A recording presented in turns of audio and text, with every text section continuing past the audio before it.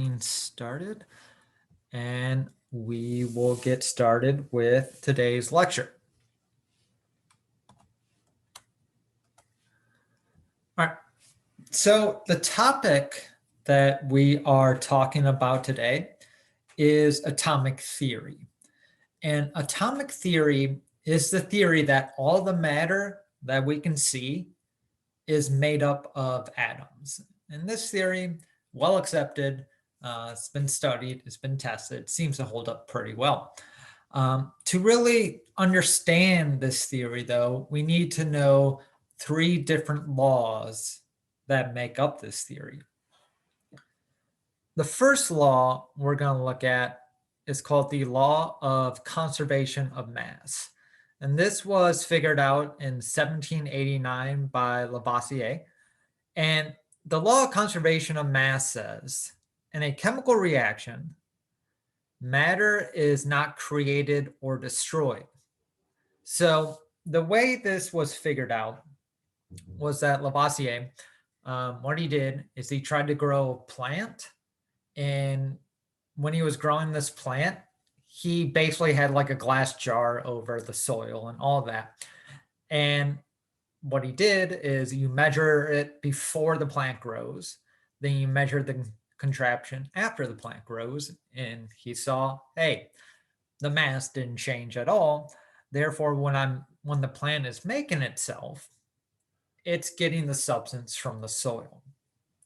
So that's the first law, the law of conservation of mass. Matter is not created or destroyed. We will be talking about this more in depth when we look at balancing equations. The whole idea of balancing equations, when we get to it, is that whatever mass or matter we put into a reaction, we have to get that out on the other side of a reaction. So let's take a look at the law of conservation of mass.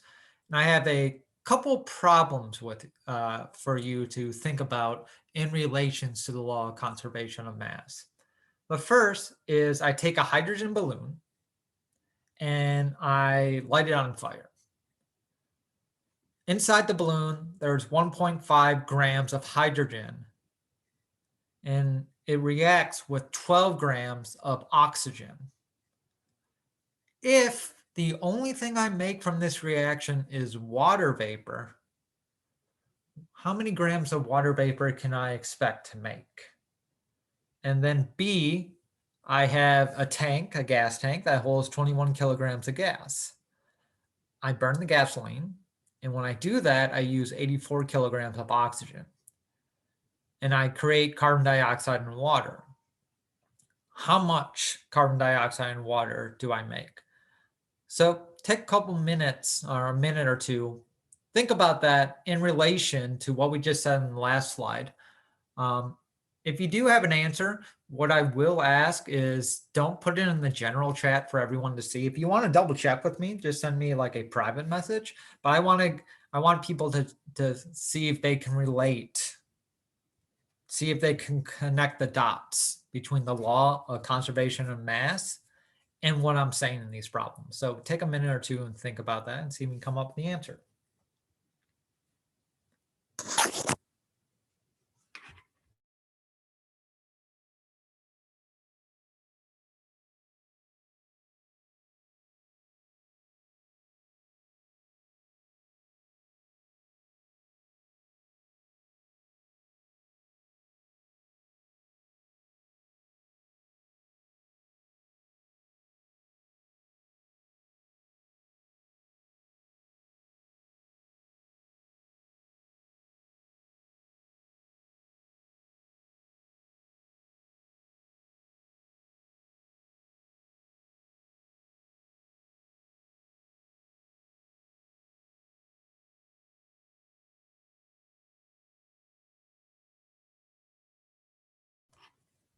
I'll just rewrite the law of conservation of mass in case you need a visual reminder.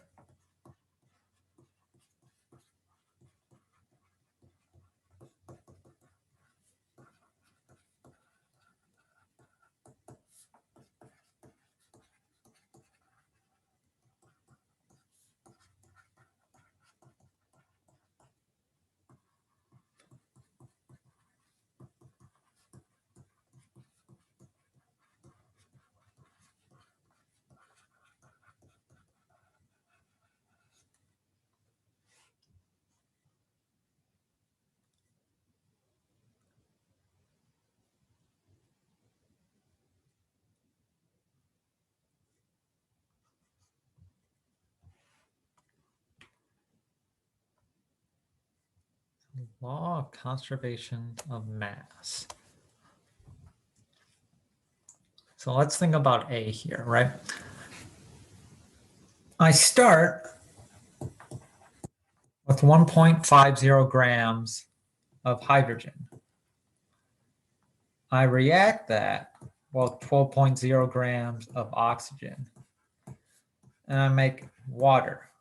The question is, what is the weight? Well, if we go by this problem and we say only water is created, and I'm putting this much stuff in, according to the law of conservation of mass, I must get that weight out. So the amount of water I have, assuming everything reacted perfectly, should be 13.5 grams. And I guess I should be aware of my sig figs here, because we just talked about that last session. So it should be 13.5 grams, not 50 like I wrote. So what goes into a reaction must come out of a reaction. Therefore, in B, it's kind of like the same idea, right? I have 21 kilograms of gasoline, and I use 84 kilograms of oxygen to react with that gasoline. If I only make carbon dioxide and water, the total weight of CO2 plus H2O must be 105 kilograms. What I put in must come out. Now, there is a little caveat to the law of conservation of mass. And this was presented by Einstein, and we'll actually talk about this later in the semester. So just to give you a preview of what's to come, Einstein, he was a smart guy. He was able to make an equation to say, well, we can change matter into energy. Energy equals matter, or mass of matter, multiplied by the speed of light constant squared. You might have heard that equation, E equals mc squared. Basically, how a nuclear bomb works, we change matter into energy. The law of conservation of mass still holds, because we're not getting that energy from like anywhere. We're just converting mass into energy. So we're just changing that into a different form. That's just a little fun fact that we'll look at later on in the semester.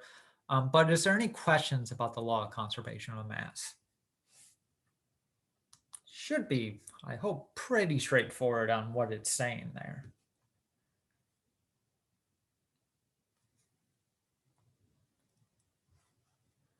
And this is probably the easiest law to really get down, I think. So you just add them. That is what the law of conservation of mass says. What goes in must come out. If I put in 1.5 grams of hydrogen with 12 grams of oxygen, I must get out 13.5 grams of water. Yep.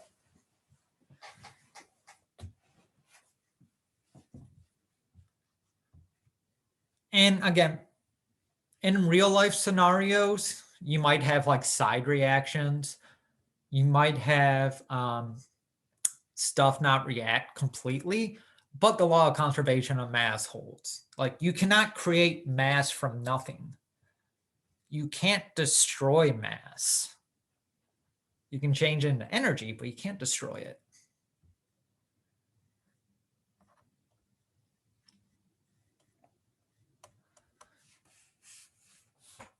All right, let's get to the other law by Proust, or Proust, I guess. The law of definite proportions, 1797. And Proust, he said, if I have a compound, it doesn't matter where I got this compound from. It's always going to be made out of the same things. So water is my example here. So water, we know now that water has the molecular components of 2 hydrogen for every 1 oxygen. The law of definite proportion says, no matter where I get my sample of water from, get it from Lake Michigan, get it from the Gulf of Mexico, go to Mars and find frozen water there, go to Pluto, find water there, go to Andromeda, find water there.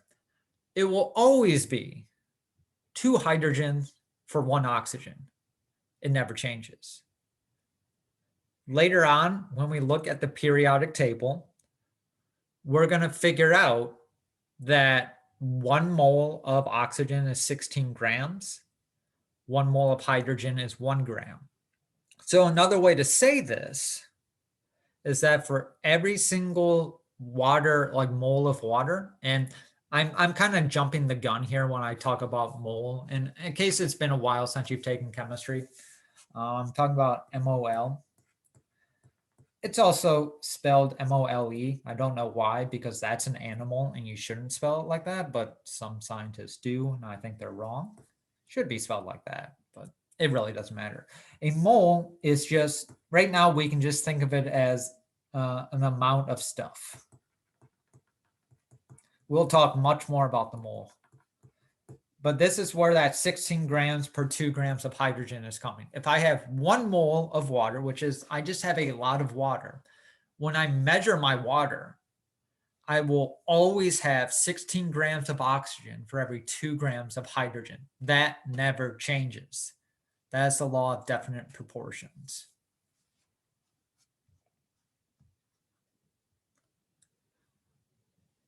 So any questions about the definition before I move on to the problem here?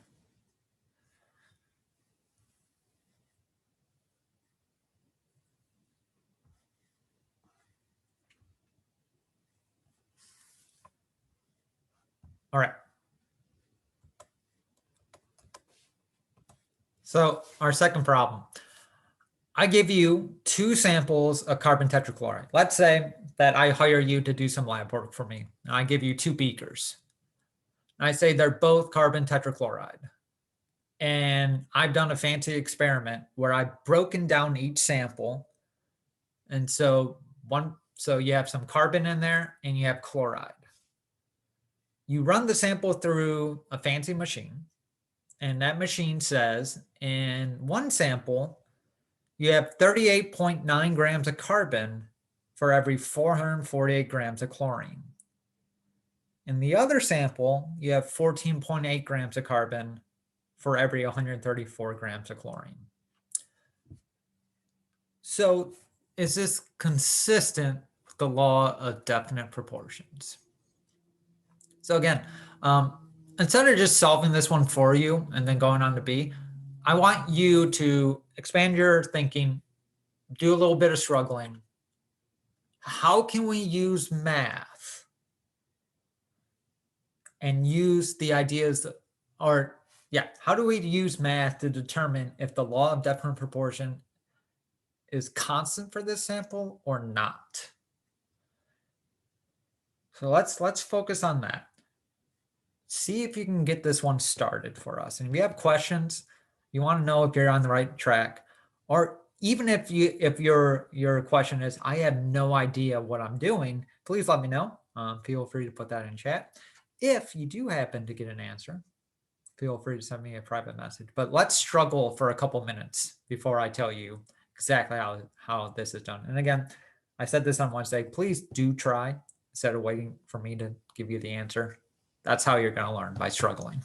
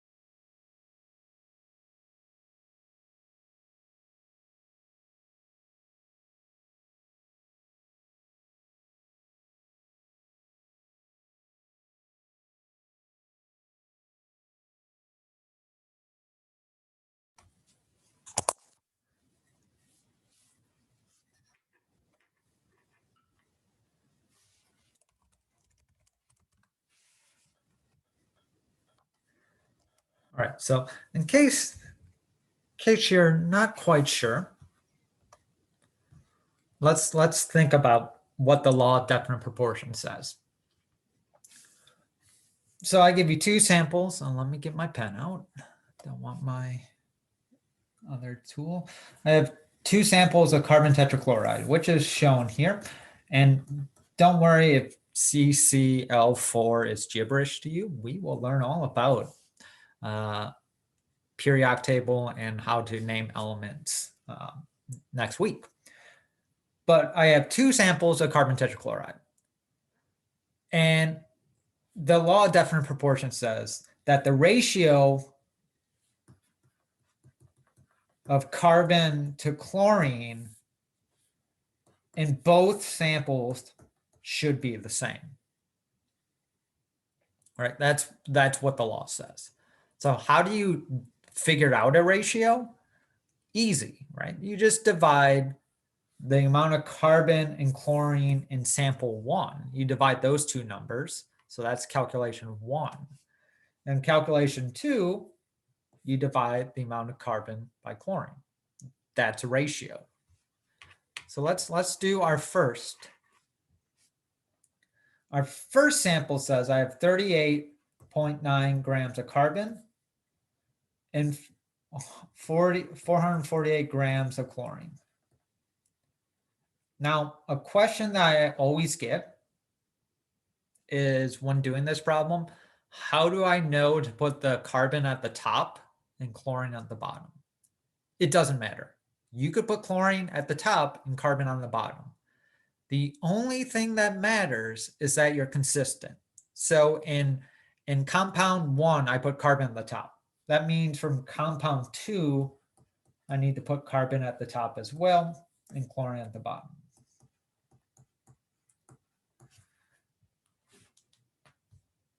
All right.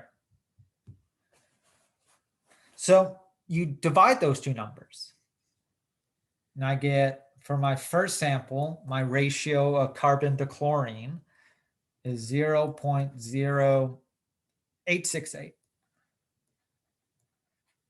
And for my second compound, my ratio is 0.110. Okay. Again, the law of definite proportions say these numbers should be equal. They're not. So this is not consistent. So here's time for critical thinking.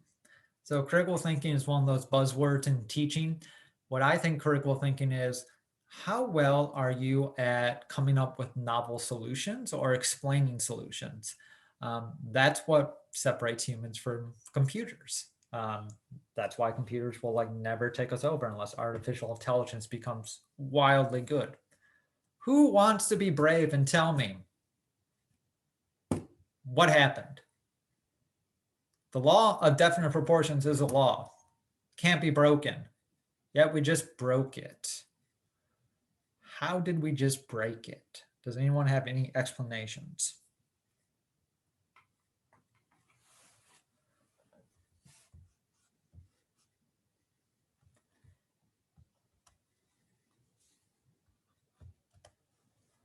The second sample lost electrons. Electrons, we'll learn about this next week. Electrons don't have noticeable weight. So if they lost electrons somehow, we wouldn't be able to see that through a measurement. Good idea, but we wouldn't be able to really measure that with our current technology. Well, we probably could measure that, but it wouldn't be noticeable difference in weight. Good idea. Thank you for coming forth with an idea. That's what I like to see. Anyone else have hypotheses?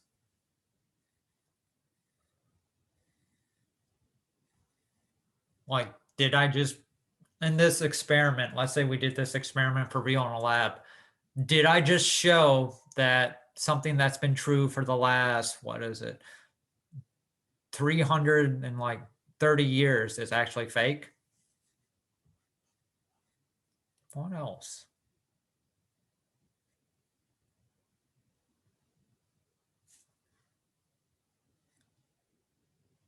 And here's a hint.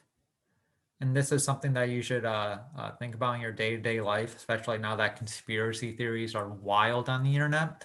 The simplest explanation is usually the right one. Possible human error or mechanical error in weighing. Let's say our instruments were correct. I mean, it's possible that that is the case, and it's something we would have to double check. So that is a real possibility that you cannot cancel out. I will say, for those of you taking lab and any labs, never ever in your papers put what's a source of human error. Human error is not an error. It's something that for some reason in high schools is always taught. It's human error. Human error is not a thing. It's not a real thing. Like if you make an error in the experiment, that's like it's not an experiment, an error because of the experiment. So don't put human errors in your reports. Science professors don't like that. Can I raise the volume? I don't think so.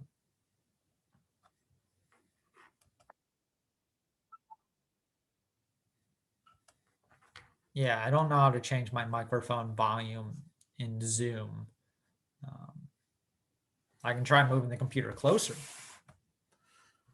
Maybe they wrote down the wrong measurement when conducting the test experiment.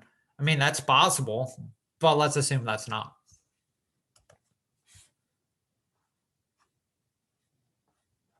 Well, the simplest explanation for this is that the compound, one of the compounds I gave you is not carbon tetrachloride. Maybe one of the compounds I gave you was in fact CCl3. It is possible that you made a measurement error. It is possible that for some reason, like when you read the machine, you didn't want to write down the right numbers, you wrote down the wrong numbers. That's all possible. I can't rule that out. I would say the simplest explanation, if you double checked all of that, is that we're not actually working with carbon tetrachloride because the law of definite proportions can't be broken. Anyways, that's a fun little thought experiment. There is no right answer because this isn't a real experiment. But just a good thing to keep in mind when solving problems, the simplest answer is usually the right one. All right, so B, I decompose something. One sample of magnesium fluoride produces 1.65 kilograms of magnesium and 2.57 kilograms of fluorine. A second sample makes 1.32 kilograms of magnesium.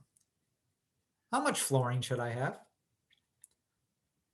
So I'll give people like a minute or two to do this. This is a little more complicated than A, but hopefully now that you saw how to do ratios in A, you might be able to figure out what to do for B. So again, try this and I'll be back in a minute or two to show you how it's done in case you're struggling.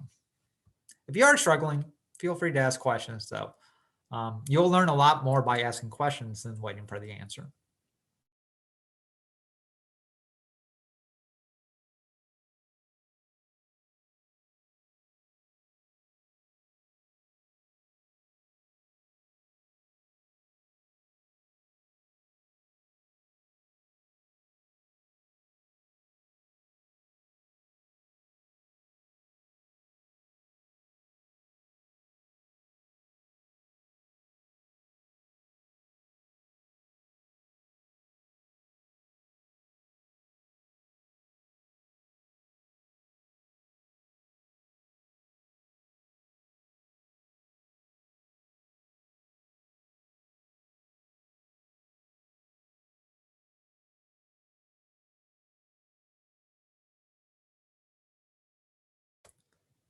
And for B, we are assuming the law of definite proportions is working for this.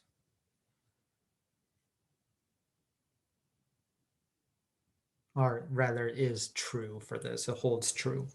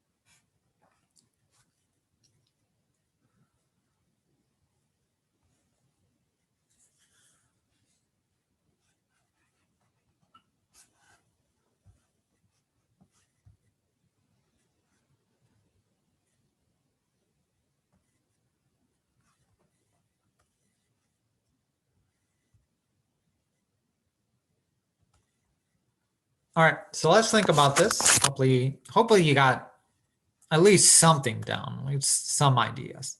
Okay, so the law of definite proportions. So if I had magnesium fluoride and sample 1 has 1.65 kilograms of magnesium, magnesium's Mg, divided by 2.57 kilograms of fluorine, then my ratio of magnesium to fluorine is those two numbers divided by each other, which is 0.642. That's sample 1. Okay, sample 2. Sample 2, I have 1.32 kilograms of magnesium. How much fluorine do I have? I don't know. That's what I'm trying to solve. But the law of definite proportion says when I take my magnesium divided by my fluorine, I should get a ratio of 0.642 because I solved that with my first sample. So now some algebra. Multiply x by each side to get 1.32 equals 0.642x. X, not k. Divide each side by 0.642. And the amount of fluorine that I should get from sample 2 is 2.05 kilograms fluorine. So B is another way of using the law of definite proportions and using ratios. So really, to get the law of definite proportions, you not only need to know what it says and be able to translate that in your mind, like no matter what sample I have for magnesium fluoride, the amount of magnesium fluorine's ratio is always the same. You also need to know what a ratio is and how to calculate it. So with that, is there any questions about the problems we did here for number 2?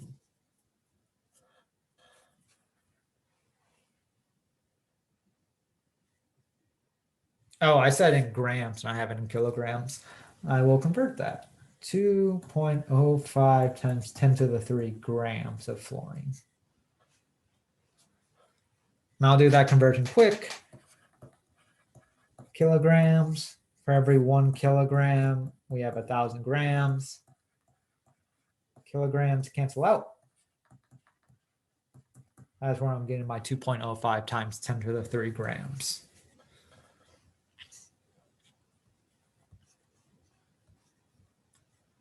Questions, concerns, complaints? I multiplied 1.65 divided by 2.7, 1.32 divided by x, x being what I'm looking for, and I got the same answer. Yeah, that's fine as long as you get the same answer. What you did is basically what I did. I just like to break it down into more steps. Like I like to do each step of math individually so I can see what I'm doing, because I don't trust myself if I put a long equation into the calculator. I might put it in wrong. And so if I input it wrong, then I get the wrong answer out and I don't know it's wrong. So I like to do everything step by step by step. In smaller steps, I'm less likely to make a mistake. But if you got the same answer, that's fine. Anything else about the law of definite proportions before we move on to the law of multiple proportions?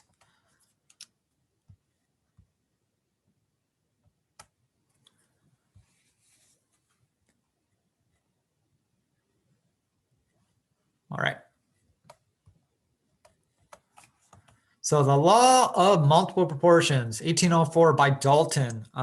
If you go further in chemistry and in this class as well, you're going to hear Dalton's name a lot. He really presented a lot of the stuff that we understand about basic chemistry. The unit of weight for an atom is called a Dalton, so it's actually named after him as well. what Dalton said, which is called the law of multiple proportions, is that when you have two elements, and we're going to say element A and element B, and from these, you form two different compounds.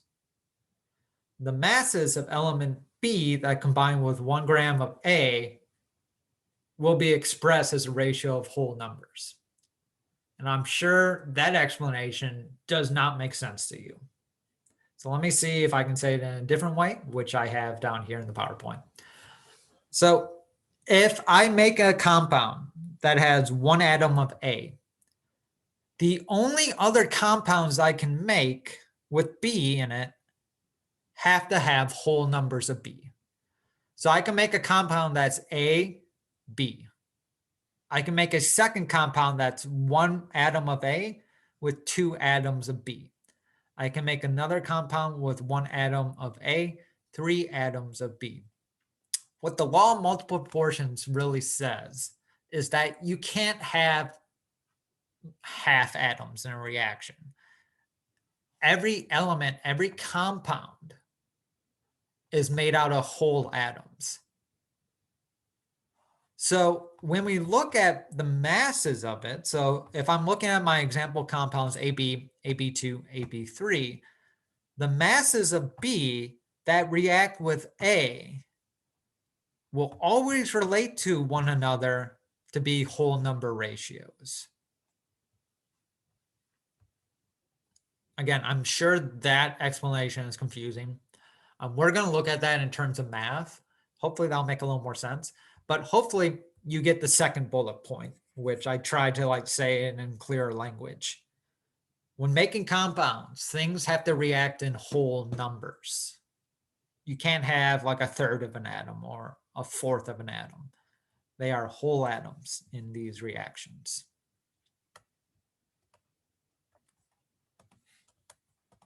And let's do some problems here. Here, I will do A for us because this law is when you say it out, it's hard to think of. What do you mean if I take B's of different compounds and divide them, I get a whole number?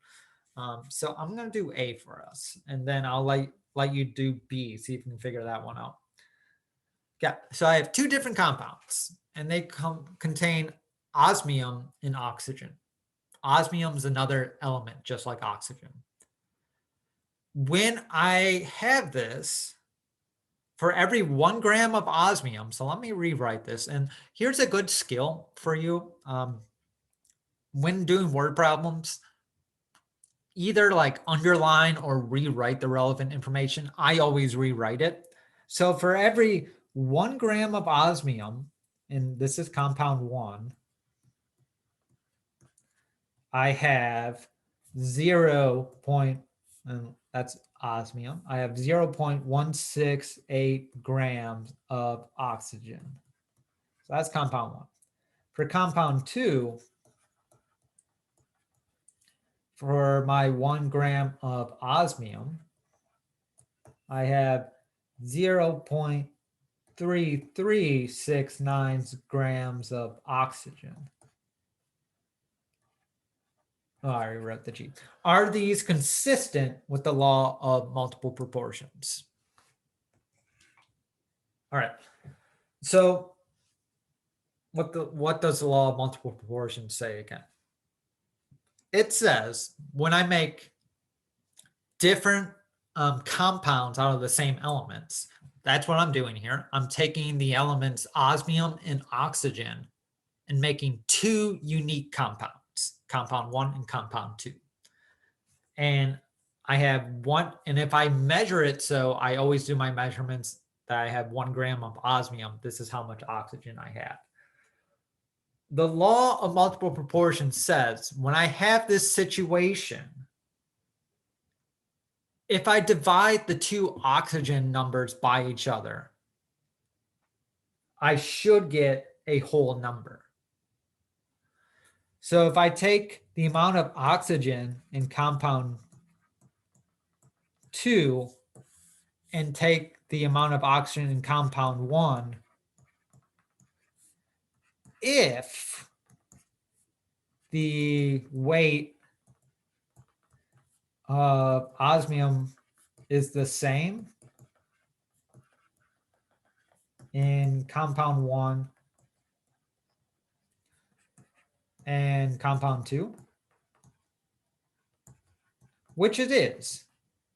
We have 1 gram of osmium in compound 1 and 1 gram of osmium in compound 2. So that sentence is correct. The amount of osmium is the same in both compounds. Then, if I take the weight of oxygen and in compound, now I'm going to do 2 over 1. Weight of oxygen in compound 2 divided by the weight of oxygen in compound 1. It should be a whole number. Or rather, it must be a whole number. It's not should, it has to be, because this is the law of multiple proportions. So when we plug in our math, the weight of compound 2 in problem 3a, the weight of oxygen in compound 2 is, and I'm going to do it in the top right, is 0.3369 grams. The weight of compound 1 is 0.168 grams. That, when you divide those two, you get 2, or very close to 2, like 1.98, 1.99, or 2.01. This is a small whole number. So the law of multiple proportions is correct, is consistent with our measurements. We got a small whole number. So some questions I always get about this problem. What if I got like 1.97? Is that still consistent? Due to possible measurement errors, for this law to be consistent, yeah, you should get something like you could get something like 1.97, 1.96, 2.04. That's still going to be consistent. Once you go plus or minus 0.05, if you get something like 2.07, then there's something wrong. If you get like 1.89, you are way too far off. So it must be really close to the whole number. The second question I always get is, why do I put compound 2 divided by compound 1? You always put the smallest weight on the bottom to do this. So that's why I decided. All right, now that you saw it in math form, hopefully it makes a little more sense what this law is saying. But is there any questions about what 3a is saying or how I did 3a?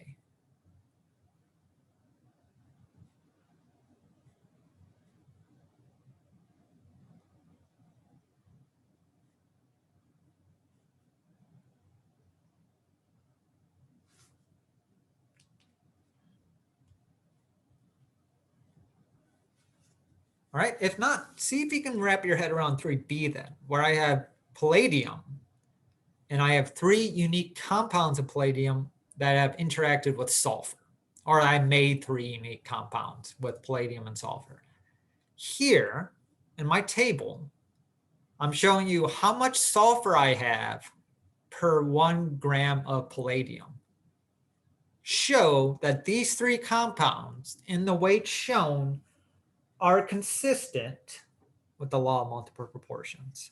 So I'll give people a few minutes to do this. See if you can wrap your head around it. Look to A as my example of the logic, and I'll get back to you with the answers in a little bit. As always, if you have questions, let me know.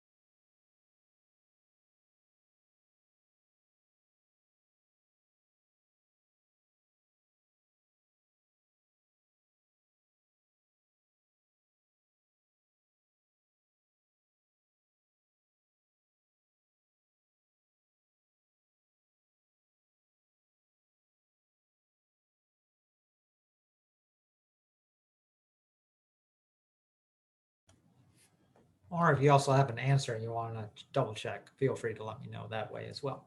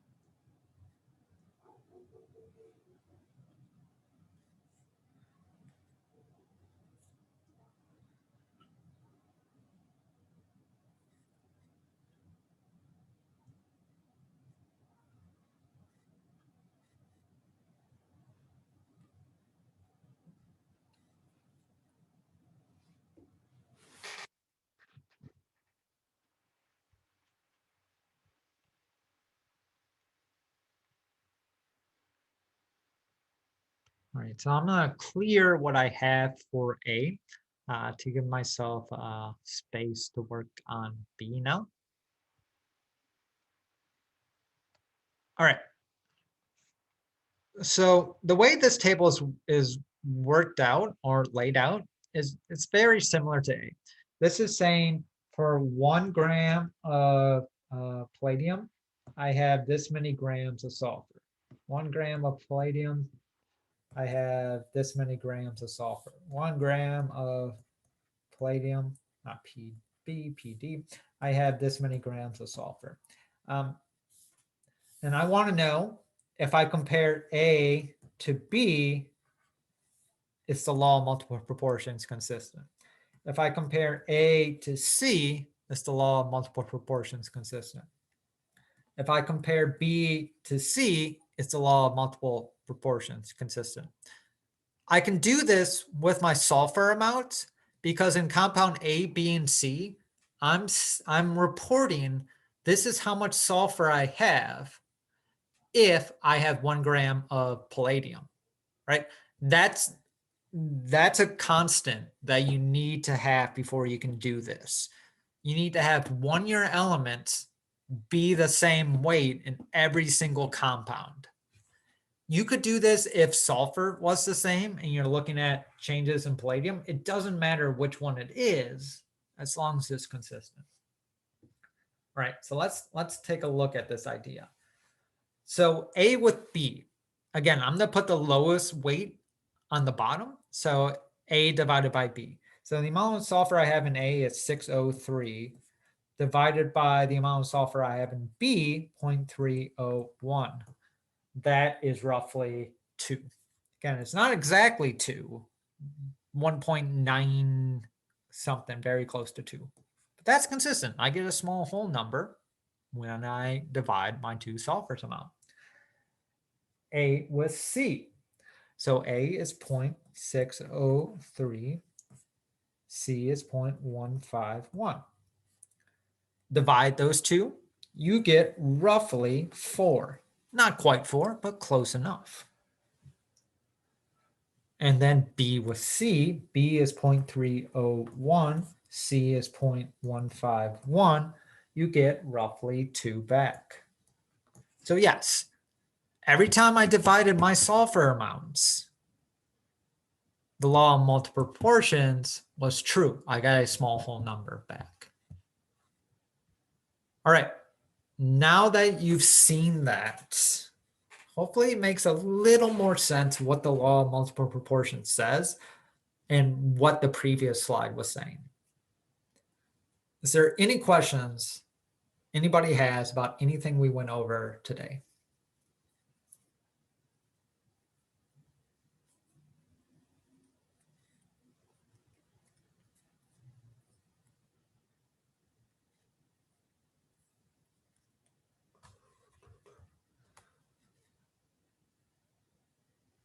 This is fun. You're one of those crazy people who like chemistry. You're a rare breed. If you think this is fun, you should probably join the chemistry club. Find some like-minded people.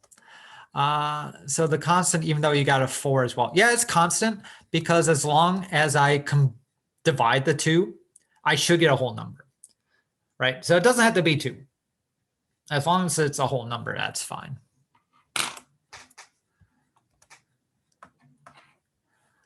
So if we were to get an answer like 1.97, would we leave it at that or would we round it?